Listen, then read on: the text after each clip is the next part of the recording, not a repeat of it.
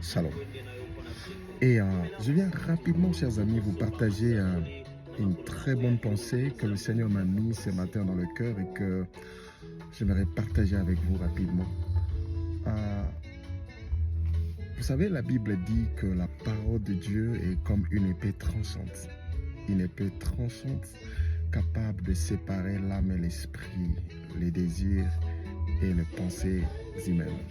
J'aimerais dire à quelqu'un que la parole de Dieu n'est pas un bonbon.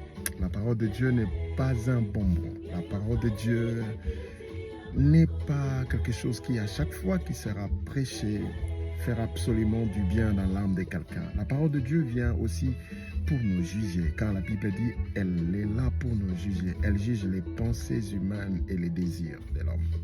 La parole de Dieu agit donc à la fois comme un remède, comme une épée qui va séparer, la Bible dit, la moelle et la jointure. La parole de Dieu a pour rôle de nous guérir. La parole de Dieu n'a pas pour but de nous faire rire. La parole de Dieu a pour but de nous guérir.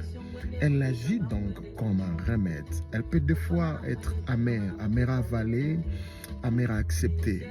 Mais le bienfait de la parole est qu'à la fin, elle vise ta guérison.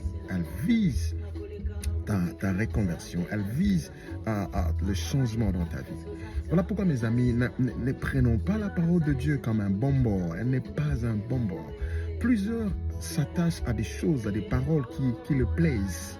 Quand tu vas à l'église, on dit tu seras béni. Aujourd'hui, tu vas acheter une voiture.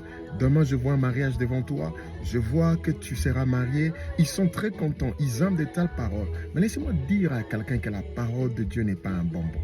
Je vois dans la Bible dit que Jean le Baptiste y prêchait et plusieurs personnes venaient à lui pour se faire baptiser. Et parmi lesquels il y avait aussi les pharisiens. La Bible dit plusieurs juifs et pharisiens sont venus à lui, ont envie d'être baptisés. Mais écoute ce que Jean leur dit. Il dit, reste vipères, qui vous a appris à fuir la colère à venir de Dieu? C'était une parole douloureuse, mais une très bonne parole qui a servi à leur conversion. Je suis en train de dire à quelqu'un que la parole de Dieu n'est pas un bonbon. La parole de Dieu est un remède. Accepte-la tel que ça se trouve et croyez-moi, elle apportera la guérison et la bénédiction dans ta vie. La Bible dit d'ailleurs, la Bible ne dit-elle pas que vous êtes purs à cause de la parole que je vous ai annoncée. La parole que je te parle maintenant a pour but de te guérir et de te faire du bien. Soyez bénis. Bonne semaine à vous. Bye.